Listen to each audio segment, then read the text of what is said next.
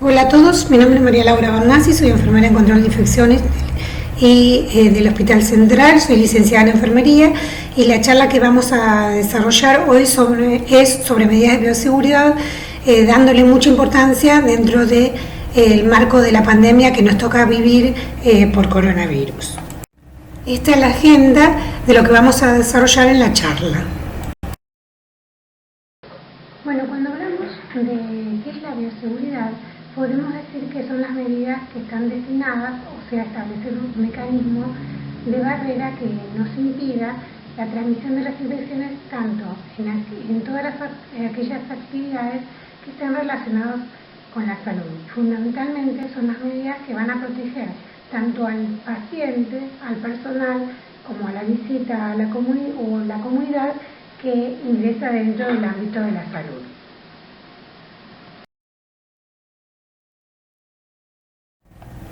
Estas normas están diseñadas para proteger, como ya lo había planteado anteriormente, al individuo, la comunidad y el medio ambiente del contacto accidental con agentes potencialmente nocivos.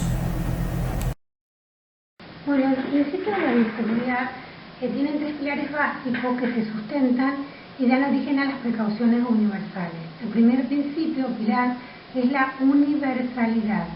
¿Qué significa? O sea, que son todas las medidas que involucran a todos los pacientes, a los trabajadores de la salud y profesionales de todos los servicios. Independientemente si se conoce o no cuál es el diagnóstico o su serología. Todo personal debe seguir las precauciones estándares, o sea, en forma rutinaria, para prevenir la exposición de la piel o de membranas mucosas en todas las situaciones que puedan dar origen a accidente o cuando uno está en contacto con sangre o con cualquier tipo de fluido orgánico. Ya hoy no se aíslan más pacientes, sino lo que se aíslan son secreciones o fluidos orgánicos. Estas precauciones están aplicadas para todas las personas, independiente de que presenten o no enfermedad.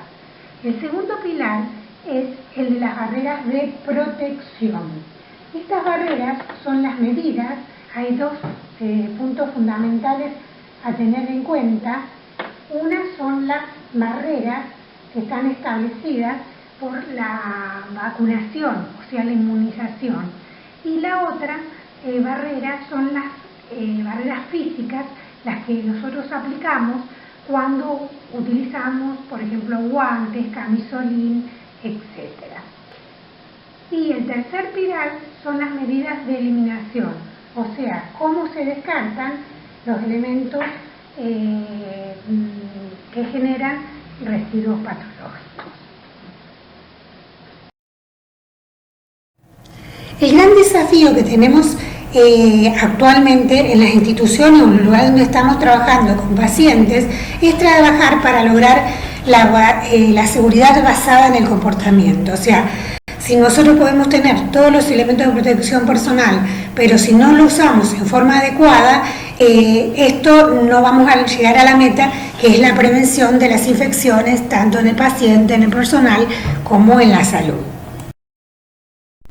Bueno, una forma rápida y práctica para entender un poco por qué se producen las infecciones es conocer la cadena epidemiológica o la cadena de infección.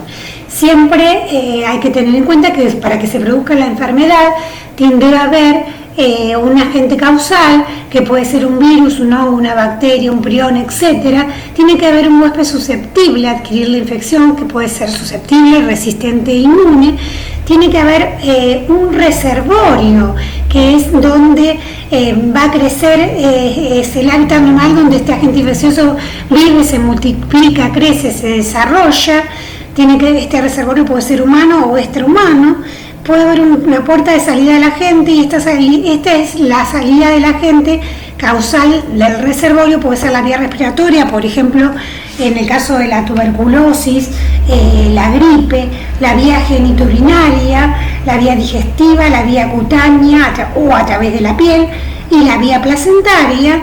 También tiene que haber un modo de transmisión infección para llegar de esta puerta de salida a la puerta de entrada, y ahí es donde más tenemos que trabajar para romper la cadena de infección. Y esta vía de transmisión puede ser en forma directa, transferencia directa o inmediata del agente infeccioso, puede ser en forma indirecta, que la forma indirecta se da a través de vehículos de transmisión, como pueden ser objetos contaminados, materiales contaminados o vectores, que sería el caso de se propaga la enfermedad desde un vertebrado enfermo a otro sano. También puede ser a través del aire. La puerta de entrada de la gente es la misma, son las mismas por lo general que las puertas de salida, y ya después pasamos a ahí donde ocurre la enfermedad, cuando la persona es susceptible a la adquisición de la enfermedad.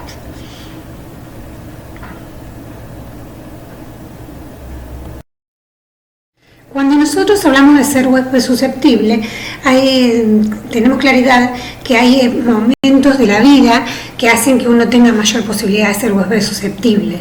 Los niños, los menores de 5 años, los mayores de 65 años tienen mayor posibilidad de adquirir enfermedades. La enfermedad de base que tenga la persona, por supuesto el diabético, la insuficiencia renal crónico, el EPOC, tienen más posibilidad de ser huésped susceptible a adquirir infecciones. Los tratamientos antibióticos, sobre todo la presión antibiótica que tenga la persona, que lo hace hacer más susceptible a la adquisición de enfermedades multiresistentes. Si está consumiendo corticoides, si está con tratamiento de inmunosupresor, si recibe radiación, y fundamentalmente la ruptura de la primera barrera de defensa, que es la piel. Por eso los quemados son uno de los más importantes huéspedes susceptibles a adquirir infecciones. Las fuentes de contaminación de ingreso pueden ser animadas o inanimadas. Animadas son el paciente, el personal, las visitas que se encuentren colonizados o infectados con microorganismos. Y las inanimadas van a estar relacionadas con objetos que se encuentren contaminados en el medio ambiente. Puede ser lo que está alrededor del paciente, la unidad del paciente, los elementos altamente tocados, los equipos biomédicos, como por ejemplo termómetro, tensiómetro, saturómetro, contaminados, o medicamentos que se le administran al paciente, sobre todo cuando la medicación no es en unidosis sino en multidosis, y que tienen mayores factores de riesgo de poder contaminarse. Bueno, cuando hablamos de las vías de transmisión, los microorganismos en los hospitales pueden llegar por muchas vías, y generalmente por más de una vía. Las principales formas, 5 principales formas de transmisión son por contacto, directo o indirecto, por gotitas, o sea, partículas de tamaño superior a 5 micrones, como sería el caso de la transmisión del coronavirus. Son gotas grandes, pesadas, por vía respiratoria aérea, que son partículas respirables de tamaño menor a 5 micrones, que es el caso de la tuberculosis, del sarampión o la varicela, o por un vehículo común o vectores. Pero lo más común de la transmisión es a través de contacto directo o indirecto, donde el rol fundamental lo cumplen las manos del personal.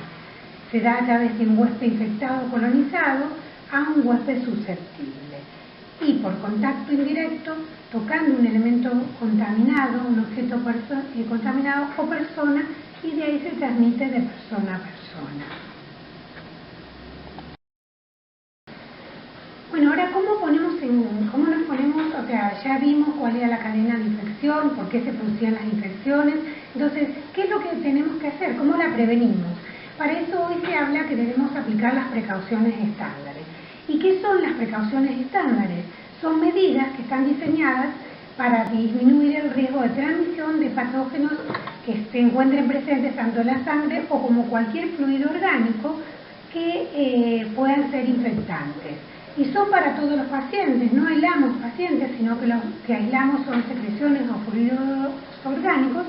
Esto se va a dar en forma independiente de su diagnóstico o enfermedad de base del paciente. Van a reducir el riesgo de transmisión de microorganismos de fuentes conocidas o no conocidas dentro de la institución. Estas se aplican para todos constituyen la primera estrategia bidireccional porque protege tanto al personal como al paciente o la visita. Ahora, para su puesta en práctica hay que tener en cuenta ejes fundamentales. La primera precaución estándar a cumplir es la higiene de manos, el uso correcto de los equipos de protección personal, la limpieza y desinfección de la superficie altamente tocada. Ahora vamos a ir desarrollando cada una de ellas.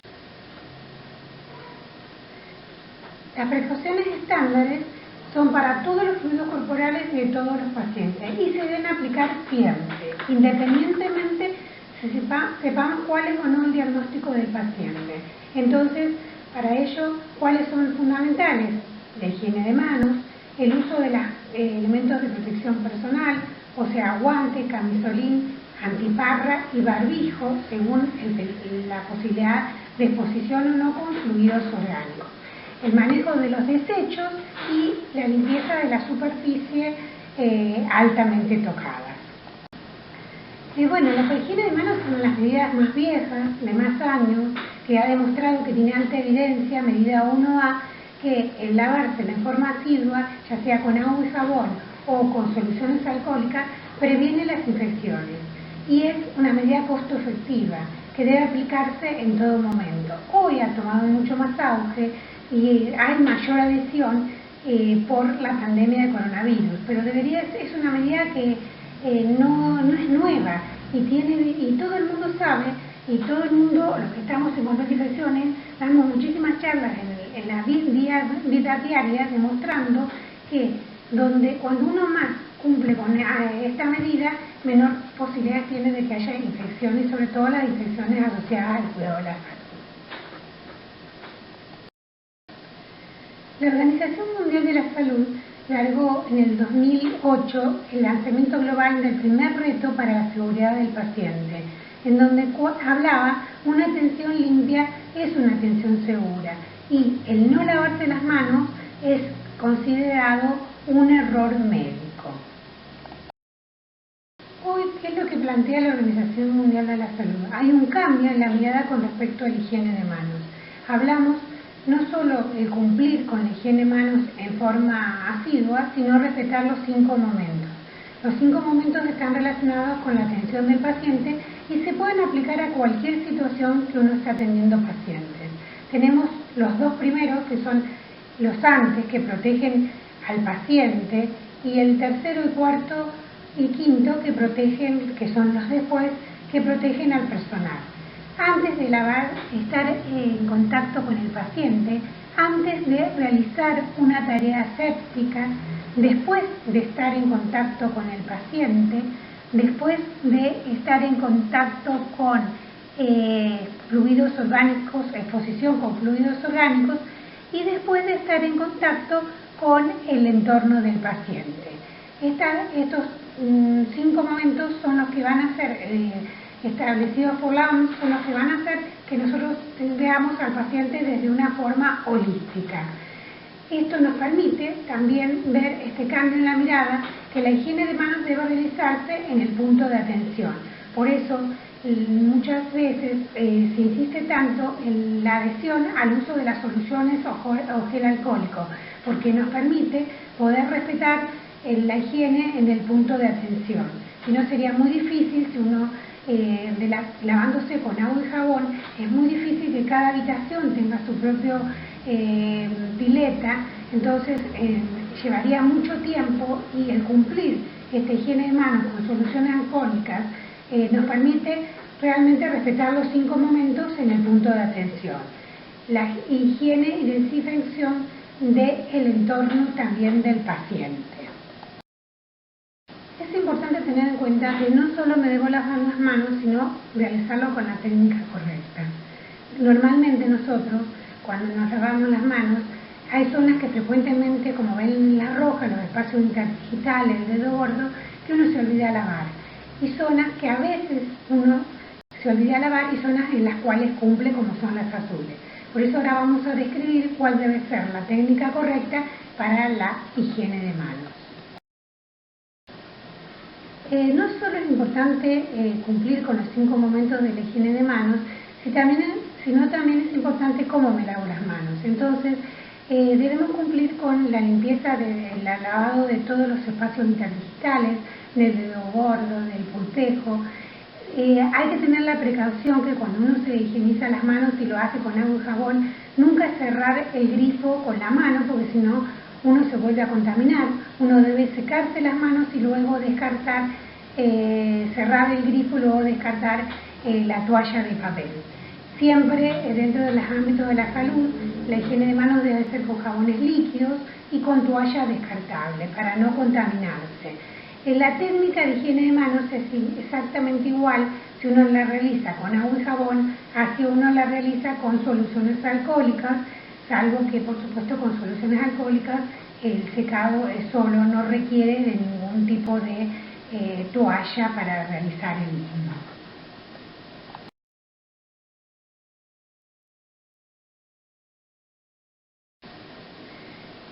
En esta placa ustedes pueden observar, esto fue publicado, un trabajo de investigación que fue publicado acerca del enterococo banco R en un Lancet, cómo normalmente la cantidad de microorganismos que tenemos en la izquierda, en la placa de Petri, si no hacemos una correcta higiene de manos, y cómo después de practicar una higiene de manos con soluciones alcohólicas, cómo esa carga microbiana baja en las manos.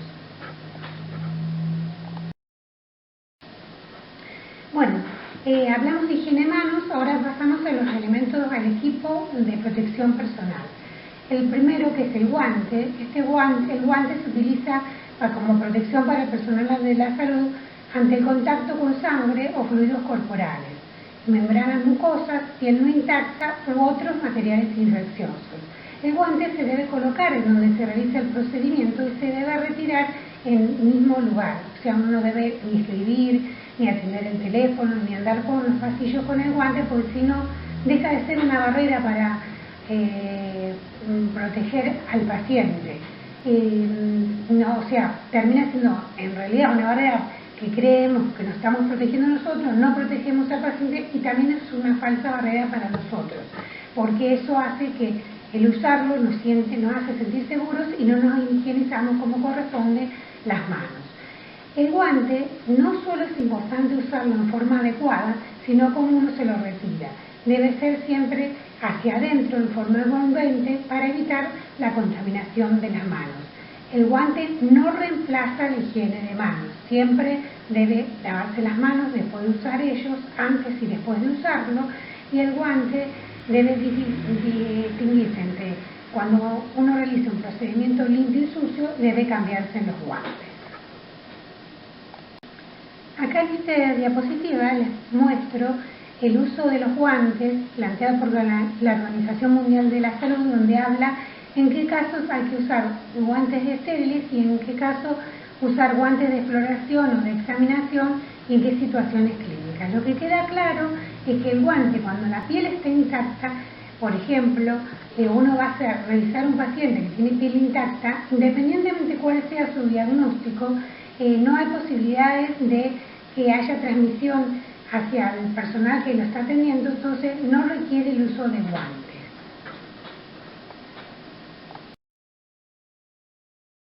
Siguiendo con los elementos de protección personal, podemos hablar de las antiparras, que también son, tanto las antiparras como el camisolín, estas previenen al personal de la exposición con fluidos orgánicos y salpicaduras. Las antiparras deben ser de un material resistente, que sean con orientación hacia atrás, que permitan una buena visión, que sean cerradas y que no ingresen por los costados ningún tipo de salpicadura.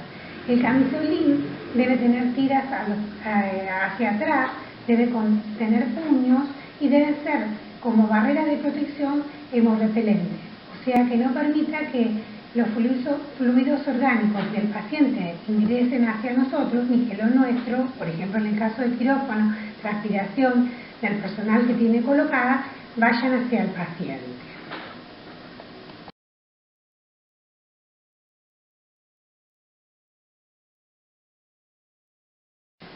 Bueno, con respecto al otro tipo de elementos de protección personal que son los barbijos, Los barbijos, hay dos tipos de barbijos, los barbijos quirúrgicos o triple capa, que son los que se utilizan, el primero, el que se utiliza para procedimientos que puedan ser potencial generador de aerosoles o salpicaduras con sangre, fluidos corporales o excreciones y secreciones. Este barbijo es el que, como lo dice la palabra, normalmente es el que se usa en quirófano. Tiene la importancia es cómo se lo coloca. El tema es siempre el tableado hacia abajo para que realmente sea envolvente, con las tiras lateralizadas y el ajuste perfecto de la nariz. Este barbijo protege también al paciente de agentes infecciosos del personal de la salud. Es el barbijo que se usa generalmente cuando hay posibilidades, uno esté en contacto con secreciones respiratorias, gotas grandes, mayores a 5 micras, gotas que no quedan suspendidas en el aire. El otro barbijo que se utiliza como elemento de protección personal es para gotas suspendidas en el aire, o sea, para enfermedades respiratorias que se produce aerosolización. El barbijo N95, a diferencia del barbijo quirúrgico, que se debe colocar y se descarta en el momento, después de usado en el mismo lugar donde uno se lo ha colocado, el barbijo N95 puede ser reutilizable. Es muy importante cuando uno se lo coloca la forma de colocarse las tiras y hacer siempre el test de fuga que le permite, mediante la inhalación y exhalación, ver que no haya ninguna pérdida. Este barbijo puede utilizarse, y en épocas de pandemia hoy se ha hablado que inclusive un uso extendido siempre dentro de la misma persona, es individual de cada uno, hasta de 14 días e inclusive un mes. Va a estar relacionado con las horas de exposición que uno que tenga en relación al virus. En esta diapositiva podemos observar los dos tipos de barbijos. El fundamental, lo que quiere mostrarles es cómo deben ser colocadas las tiras, lateralizadas, en el caso del barbijo quirúrgico, con un nudo o moño que le permita retirárselo, no cortándolo, no tocándolo nunca por la parte delantera. Y el otro es un barbijo que en esta diapositiva está mal porque está haciendo el test de fuga, pero no debería nunca tocarse la parte delantera del barbijo para no contaminarlo, porque este barbijo es el que puede tener ese uso extendido que les planteé yo, y es individual cada uno y no se descarta. Bueno, en esta diapositiva ustedes pueden ver todos los elementos de protección personal. Le faltaría la antipárraca o la máscara facial, pero pueden ver el camisolín hemorrepelente, los guantes, un camisolín hemorrepelente, lo que no, como para redondear, no permite el ingreso de los líquidos, el uso de guantes, el barbijo quirúrgico y la cofia y las botas son como parte del elemento de protección personal, sobre todo cuando están en quirófano, cuando había posibilidad de salpicar, si no tienen calzado cerrado, se pueden utilizar botas o si no calzado de uso exclusivo para el quirófano. Y el caso de la cofia, cuando el cabello no está suelto y se va a hacer algún tipo de procedimiento que pueda estar en contacto con fluidos orgánicos, siempre es aconsejable colocarse cofia, y por supuesto en el quirófano siempre debe utilizar.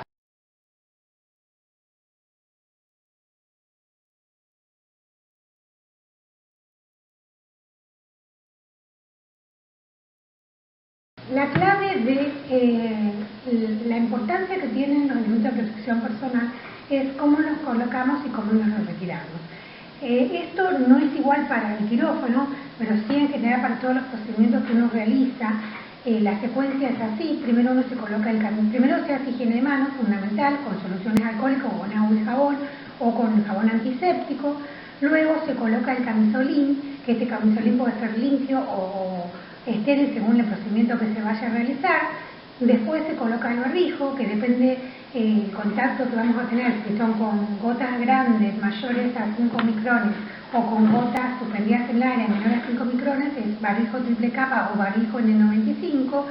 Posteriormente se colocan las antiparras o máscara facial y por último se colocan los guantes.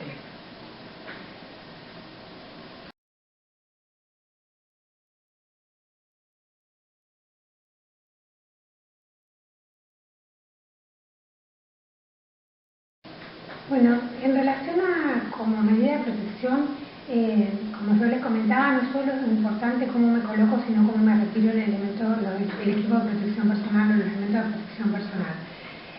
Siempre lo primero que uno debe retirarse, los más contaminados que son los guantes, realizarse higiene de manos, mejor retirarse las antiparras o las máscaras faciales. Estas, para volver a ser usadas, siempre deben ser limpiadas y desinfectadas según el procedimiento de cada institución. Luego se debe retirar el camisolín en forma envolvente, que la parte externa no toque la parte interna nuestra. Y por último se debe retirar el barbijo. El barbijo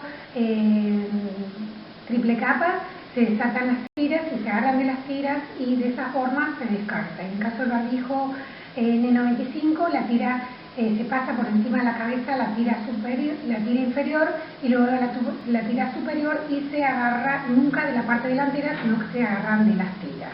Y luego, cuando se terminan de retirar todos los elementos, se debe hacer. Bueno, otra medida fundamental dentro de las precauciones estándar es cómo manejamos el pulso constante. O sea, la seguridad del manejo del pulso constante siempre empieza por uno. Entonces, siempre se deben descartar dentro de los descartadores de paredes rígidas diseñados para tal fin. Estos tienen retroexpulsadores, nunca dejar de agujas, de bisturí, de catéteres, nunca dejar más allá de los 3/4 que se llenen estos descartadores, y no se deben reencapuchar las agujas o manipularlas o doblarlas, que pudiesen la posibilidad que uno pueda tener un accidente. La mayor cantidad de problemas siempre existe con el manejo del pulso cortante, es donde hay más posibilidades cuando se está realizando un procedimiento que el personal pueda adquirir una enfermedad infectocontagiosa. Recordar entonces que nunca se debe reencapuchar, doblar o romper las agujas, que siempre, si ustedes usan el bisturí, deberían tener en el quirófano bandeja intermediaria, o si no, debe colocarse el bisturí en la mesa de la instrumentadora, nunca darlo en mano, y que los descartadores que se utilicen deben ser de paredes rígidas, no pueden ser botellas de gaseosa, ni de agua, ni latas. Siempre debe ser el recipiente diseñado para tal fin. Y por último, hay que tener en cuenta que también siempre dentro de las precauciones estándar, que son para todos los pacientes, la importancia que tiene, que uno de los pilares básicos junto con la higiene de manos para la prevención de las infecciones, es la limpieza y desinfección de las superficies altamente tocadas, o sea, lo que nosotros le llamamos la unidad del paciente. Las que tocamos con las manos y después tocamos esas superficies y después tocamos al paciente, o sea, todo lo que sea cabecera, baranda, pidesuelo, mesas auxiliares, aparatología, picaportes, llave de luz, que no basta solamente con limpiarlas con una solución de agua y detergente, sino que siempre debe colocarse un desinfectante, que pueden utilizarse desinfectantes utilizar limpieza en 2 pasos, que limpia, limpio, enjuago y luego seco y desinfecto, o procedimientos en un solo paso, como son con líquidos como amonio cuaternarios, que limpian y desinfectan en el mismo procedimiento.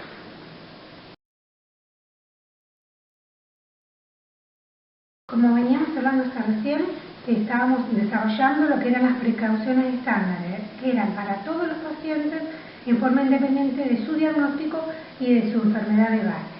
Entonces, ahora vamos a hablar de las precauciones de aislamiento relacionadas con la forma de transmisión, o sea, son precauciones extendidas.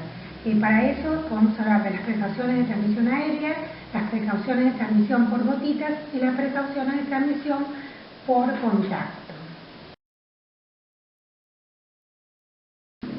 Bueno, las precauciones de elemento por contacto son las precauciones que se aplican cuando hay las infecciones que se transmiten por contacto, ya sea por superficies que se contaminan o por microorganismos, por la presencia de microorganismos de pacientes infectados o colonizados por microorganismos multiresistentes.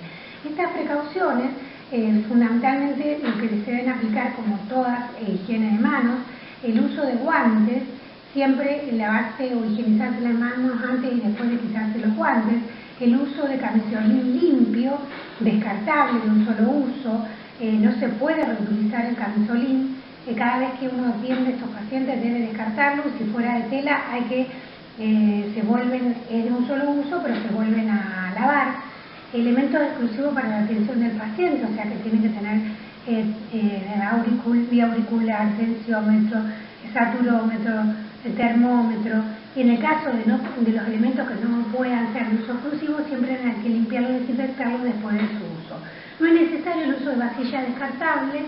Es importante la higiene y desinfección diaria y la de la unidad del paciente. Nosotros los elementos de estos pacientes que están generalmente los que tenemos en el hospital son los relacionados con elementos con microorganismos multiresistentes como enterobacterias KPC, o sea, carbapenemasas positivas. Los elementos de limpieza se dejan en esa habitación y se le coloca este cartel que pueden ver en la parte de abajo. Y lo ideal sería de estos pacientes en habitación individual, generalmente por tipo de patología, por el mismo microorganismo, pero si no hay posibilidad de estar en habitación privada, se puede establecer corte con los pacientes. En esta diapositiva pueden ver cuáles son las enfermedades que requieren precaución o aislamiento de contacto y cuánto es la duración para la mantención de este aislamiento. Bueno, en esta otra diapositiva también pueden ver que seguimos hablando de las precauciones de aislamiento de contacto. En la última parte habla de los pacientes con gérmenes multiresistentes, donde se plantea que no se deben levantar el aislamiento hasta finalizar la enfermedad. Y en estos pacientes hay algunos trabajos que plantean realizar 3 hisopados consecutivos con una semana de diferencia, y si son todos negativos, levantar el aislamiento.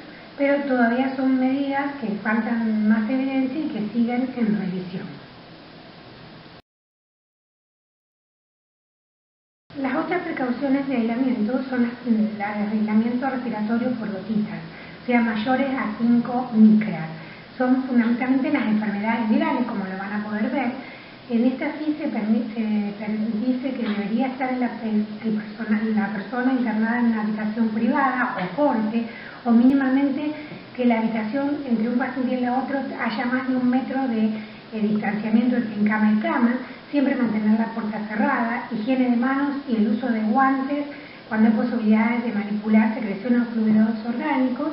No olvidarse de siempre antes y después de usar los guantes, higienizarse las manos, colocarse barbijo quirúrgico antes de entrar a la habitación del paciente, y cada vez que sale el paciente, que debe minimizarse la salida del paciente, debe colocársele al paciente barbijo quirúrgico.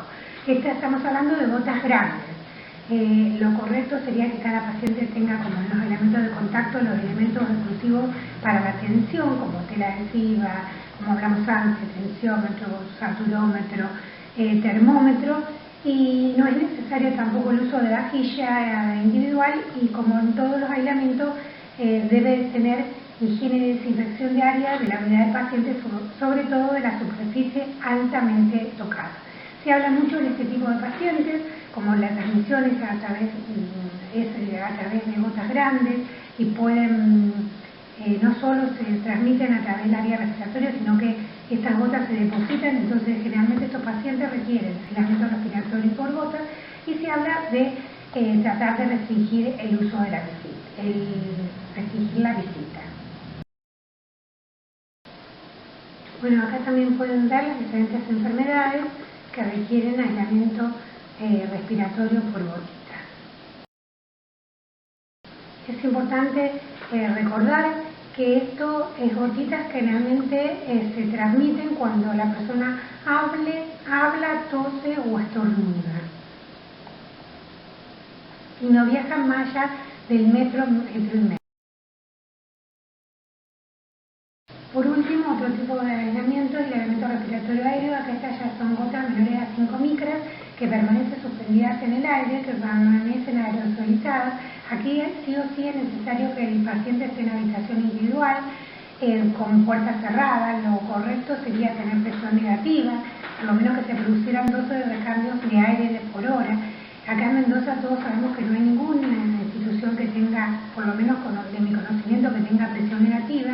Inclusive Inclusive existen filtros portátiles que producen en las habitaciones esta presión negativa, pero lo que sí hay que respetar es que el paciente esté en habitación individual, con la puerta cerrada, y tratar de abrir las ventanas como para airear la habitación o tener extractores de aire. El personal debe lavarse las manos y antes y después utilizar guantes si fuera necesario, teniendo en cuenta las precauciones estándares. Y la que diferencia del aéreo por gotita es que acá el barbijo que se debe utilizar es el barbijo N95, que tiene un filtrado de 95% de partículas suspendidas en el aire, partículas pequeñas. Siempre se debe colocar antes de entrar a la habitación. Este barbijo, como ya lo habíamos recalcado, es un barbijo que no se descarta, que se puede utilizarlo si uno lo guarda en forma correcta por el mismo personal, nunca hay que manipularlo por la parte delantera. Y se debe colocar este barbijo si el paciente, hay que tratar de minimizar la salida del paciente. Si el paciente sale, se debe colocar el barbijo al paciente. También elementos de uso exclusivo, como todos los aislamientos, y limpieza, higiene y desinfección diaria de la unidad del paciente. Al retirarse el paciente, cuando se da el alta, ahora vamos a ver las patologías más comunes, que son tuberculosis, sarampión y varicela, se debe limpiar la habitación, y por 2 horas no se puede volver, hay que ventilarla y no se podría volver a usar.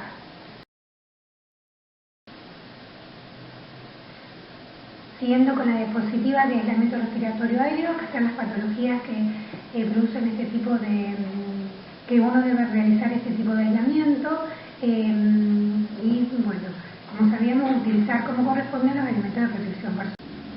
Bueno, y por último, ya terminando prácticamente la agenda, vamos a hablar brevemente del coronavirus. Ustedes saben que el coronavirus es un virus que fue detectado a fines del año 2019 en China, que a través de una brote de infecciones respiratorias, que la forma aparentemente fue un animal el que lo transmitió al hombre y después se transmitió de persona a persona. No se sabe cuál fue el animal el que lo transmitió, todavía está en investigación.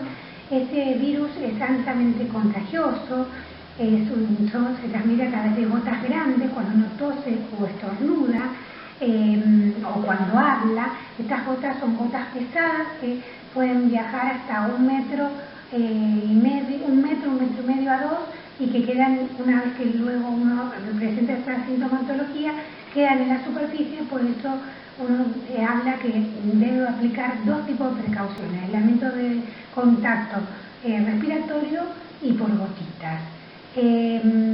La forma, o sea, se declaró, empezó en China, pero ya a partir de marzo pasó a ser pandemia, porque hay más de 185 países involucrados en el mundo en relación a esta enfermedad. Las precauciones que debemos tomar para estos pacientes cuando ingresan se deben colocar bajo precauciones de aislamiento por gotas y de contacto. Hay que tener en cuenta algo que es fundamental, que nos ha enseñado y que ha mejorado mucho la adherencia en todo el mundo, es la higiene de manos de acuerdo a los 5 momentos, respetando la técnica para que nos lavemos todas las partes de las manos sin dejar ninguna parte librada al azar. Usar barbijo quirúrgico o común triple capa, y siempre se debe colocar y colocarse antes de entrar a la habitación y retirar también fuera de la habitación. Debe utilizar, es importante cómo uno se coloca el barbijo, hacer recordar que siempre con las tiras lateralizadas, y cómo se lo retira, no tocando nunca la parte delantera. En todo momento se debe utilizar guantes, camisolín hemorrepelente a los fluidos corporales, antiparras, que va a estar dependiendo de la exposición anticipada. También se puede utilizar máscaras faciales. Deben adherirse a las prácticas seguras de inyección y extracción de sangre, y todos los elementos clínicos deben ser de uso individual. Bueno, y recordar siempre que la mejor prevención para adquirir COVID es coronavirus es practicar la etiqueta de la tos, o sea, siempre cubrirse la boca al toser, estornudar con un pañuelo de papel y desecharlo en el contenedor. Si no hay pañuelo disponible, puede toser o estornudar en el extremo de la manga o en la encarga interna del codo, y debe adherirse a la higiene de manos en el medio donde no contemos con agua y jabón, puede ser con soluciones alcohólicas, y en la casa con agua y jabón es suficiente. El virus es muy lábil y fundamentalmente la higiene de manos es una de las mejores medidas para la prevención y el contagio. Recordar, no se deben tocar la cara ni todo lo que esté alrededor de la boca o la nariz, porque es la forma en la cual, si tenemos el virus en las manos, lo introducimos a la vía respiratoria.